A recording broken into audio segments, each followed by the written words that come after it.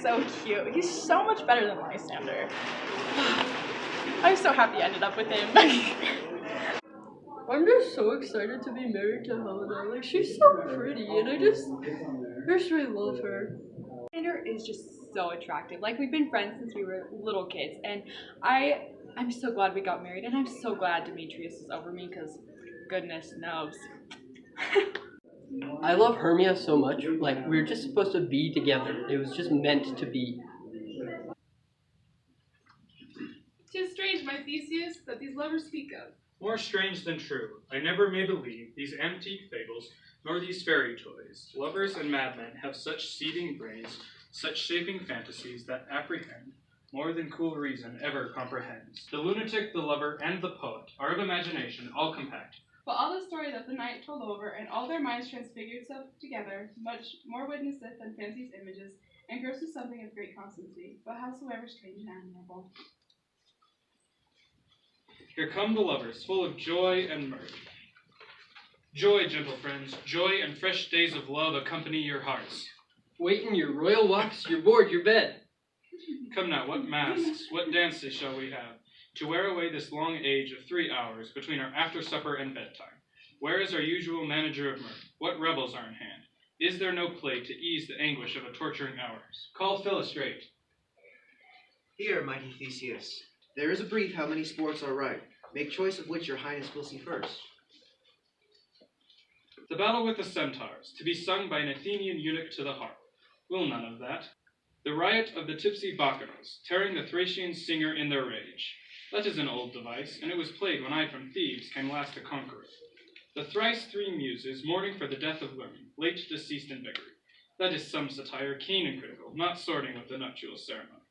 The tedious brief scene of young Pyramus and his love Thisbe, very tragical mirth. Merry and tragical, tedious and brief. That is hot ice, and wondrous strange snow. How shall we find the concord of this discord? A play there is, my lord, some 10 words long, which is as brief as I have known a play. But by 10 words, my lord, it is too long, which makes it tedious. For in all the play, there is not one word apt, one player fitted. Our group practiced one time together, but it was great, and we got it down, and teamwork, we all worked together, and it was lovely. Think what thou wilt, and I am thy lover's grace and like. I'm gonna give you guys some more room to. Do I wear this or no? Yeah, bro, that looks swaggy. Okay. I kind of want this one though. I think this one looks best. Think what thou wilt. I am thy lover's grace and like Lysander. Go my through the trusty hole. still. Through the hole. Get close. You don't talk through the hole. You don't read. Get close to the hole. I'm listening through the hole. How do you feel so far about this play? You see, I'm fired up about it. You like, what? I hate it. You're so excited? Nope. Don't like it. And tragical, my noble lord, it is, for Pyramus therein doth kill himself, which when I saw rehearsed, I must confess, made mine eyes water, but more merry tears the passion of loud laughter never shed. Jonas, cover these sweet eyes! These lily lips! This cherry nose! These yellow cowslip cheeks! Argon, another fake mouth! His eyes were green as leeks! So sisters there! 3! Come to me! With sand as full of milk! Wait, what did you sword? And we will hear it. No, my noble lord, it is not for you. I have heard it over, and is nothing, nothing in the world, unless you can find sport in their intents, extremely stretched and conned with cruel pain.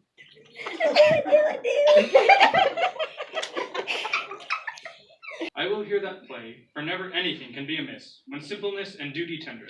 Go, bring them in, and take your places, ladies. I love not to see the wretchedness overcharged, and the duty in his service perishing. Why, gentlemen, you shall see no such thing.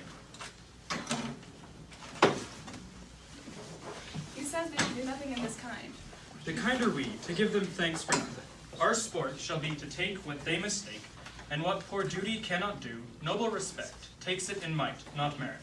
For I have come, great clerks have proposed it, to greet me with premeditated welcomes, where I have seen them shiver and look pale, make periods in the midst of sentences, throttle their practiced accent in their fears, and, in conclusion, dumbly have broke off, not paying me a welcome. Trust me, sweet, out of this silence yet I picked a welcome, and in the modesty of fearful duty I read as much as from the rattling tongue of saucy and audacious eloquence. Love, therefore, and tongue-tied simplicity, in least, speak most to my capacity. So please your grace, the pluralogue is addressed. Let him approach.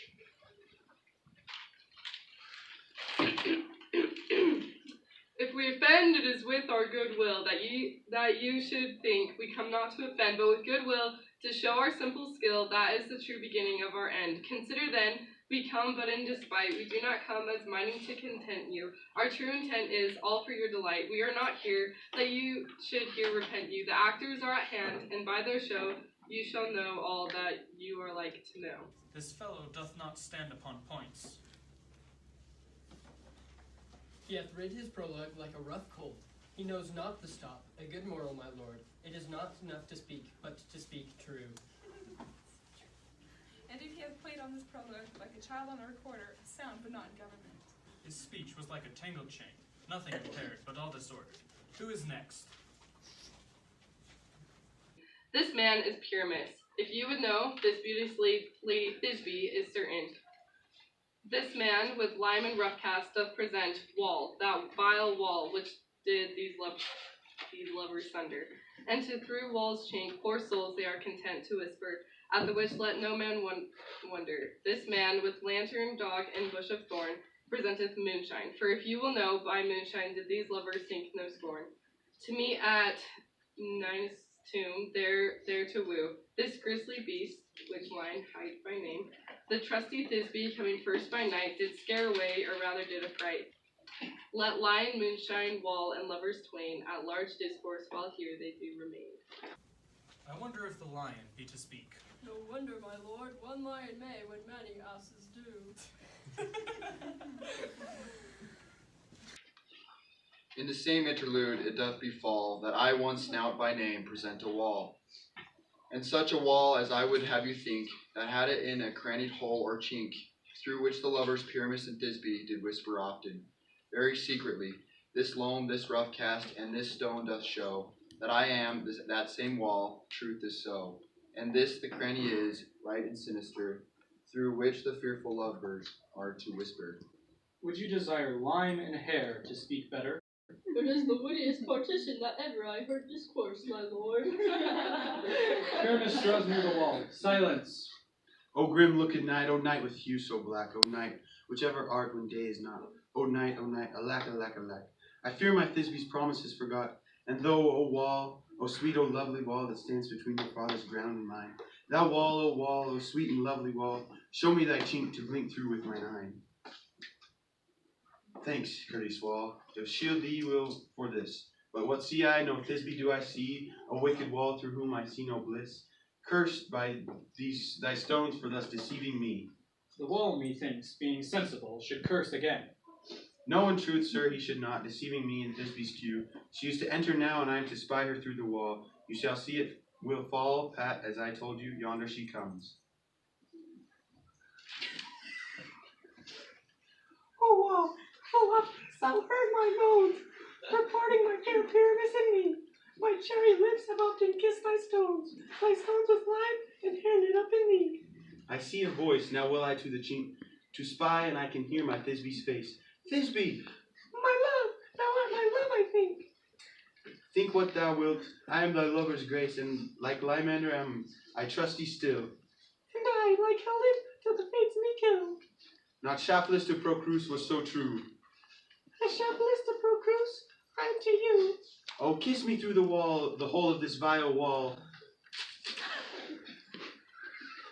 I kiss the wall, not your lips at all. Wilt thou at Ninny's tomb meet me straightway? I life, thy death, I come without delay.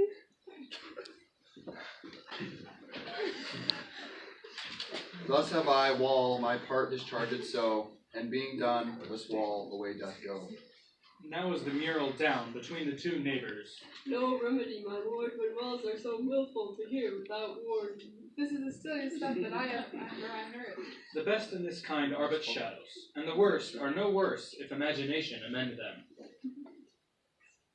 It must be your imagination then, and not theirs. If we imagine no worse of them than they of themselves, they may pass for excellent men. Here come two noble beasts in, a man and a lion.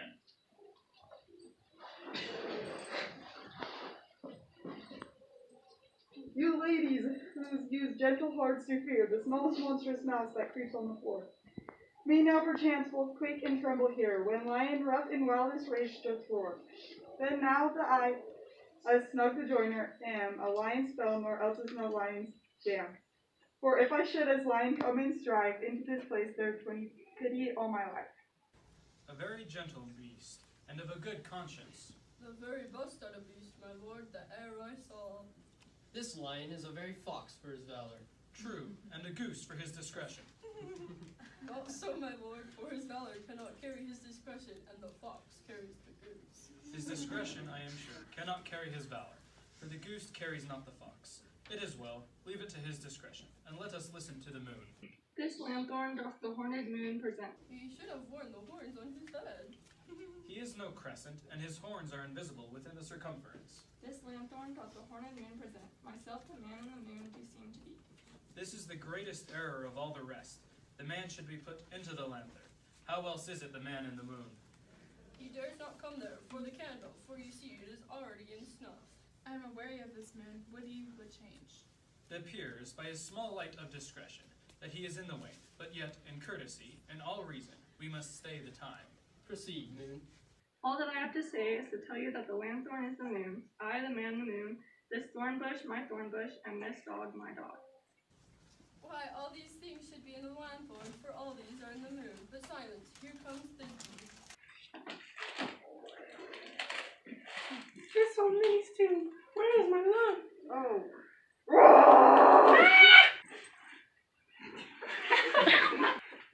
Well roared, lion. Well run, Thisbe. Well shown, moon. Truly the moon shines with a good grace. Sweet moon, I thank thee for thy sunny beams. I thank thee, moon, for shining now so bright, for by thy gracious golden glittering gleams, I trust to take of truth this sight. But stay, O spite, but mark poor night, but dreadful dole is here. Eyes do you see, how can it be? O dainty duck, O dear, thy mantle good, what stained with blood? Approach, ye furies fell. O fates, come, come, cut thread and throne, quell, crush, conclude and quell. This passion, and the death of a dear friend, would go near to make a man look sad. You sure my heart, but I pity the man. O wherefore, nature, didst thou lions frame, since lion vile hath here deflowered my dear, which is no, which was the fairest dame, that lived, that loved, that liked, that looked with cheer, come tears confound, out sword and wound, the pap of Pyramus, I that left pap, where heart doth hop.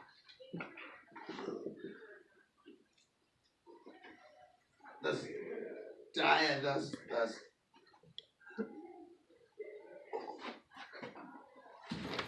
Now I am dead, now am I fled, my soul is in the sky. Tongue lose thy light, moon take thy flight, now die. Die but an ace for him, for he is but one. Less than an ace, man, for he is dead, he is nothing. With the help of a surgeon he might yet recover and prove an ass. How chance moonshine is gone before Thisbe comes back and finds her lover. She will find him by starlight. Here she comes, and her passion ends the play. Asleep, my love. Again, my dove. Oh, Pyramus, arise. Speak, my love. I cover thy sweet eyes. These lily lips, this cherry nose, these yellow countenance cheeks. My God, lover made bone, his eyes were green as leeks. Oh, sisters three, come to me, with hands as good as milk, laden in gore. Since you are shorn, with shears this thread of silk, tongue not my word, come trusty sword, come blades, my breast and brew.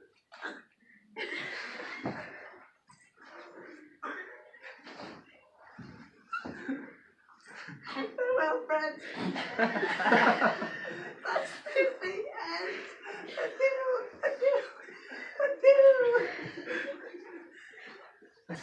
Moonshine and lion are left to bury the dead. Ay, and wall too. No, I assure you, the wall is down that part of their fathers. Will it please you to see the epilogue, or hear a Burmese dance between two of our company? No epilogue, I pray you, for your play needs no excuse. Never excuse, for when the players are all dead, there need none to be blamed. Marry, if he that writ it had played Pyramus and hanged himself in Thisbe's garden, it would have been a fine tragedy. And so it is truly, and very notably discharged. But come, your Burgomask, let your epilogue alone. The iron tongue of midnight hath told 12. Lovers to bed, 'tis almost fairy time. I fear we shall outsleep the coming morn. As much as we this night have overwatched, this palpable gross play hath well beguiled the heavy gait of night. Sweet friends, to bed. A fortnight hold we this solemnity, and nightly revels and a new jollity. Now the hungry lion roars, and the wolf bellows at the moon, whilst the heavy ploughman snores, and weary tasks were done. Now the wasted brands do glow, whilst the screech owl screeching loud puts the wretch that lies in woe in remembrance of a shroud. Now it is the time of night, the graves all gaping wide, everyone lets forth in his spite, in churchway paths do glide, and we fairies do run by the triple Hecate's team, from the presence of the sun, following the darkness like a dream. Now our frolic, not a mouse shall disturb the hallowed house. I am sent with a broom before to sweep the dust behind the door.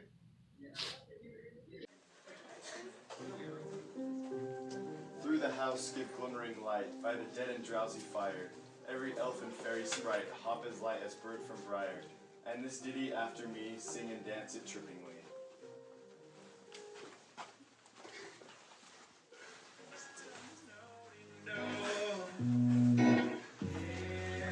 She left me with a broken heart. She fooled me twice and it's all my fault. She cut too deep, now she left me scarred. Now there's too many. First rehearsed her song by rote, to each word a warbling note. Hand in hand with fairy grace, we will sing and bless this place.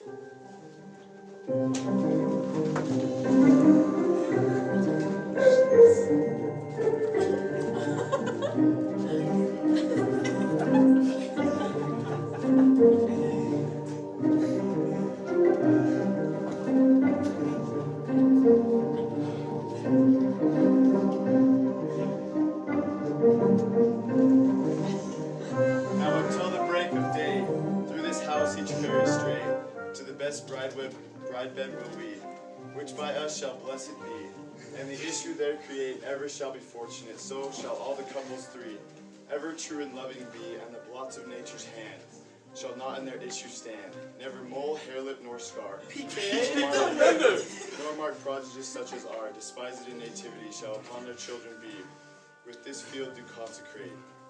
Every fairy take his gate, and each several chamber bless through this palace which with sweet peace, and the owner of it bless.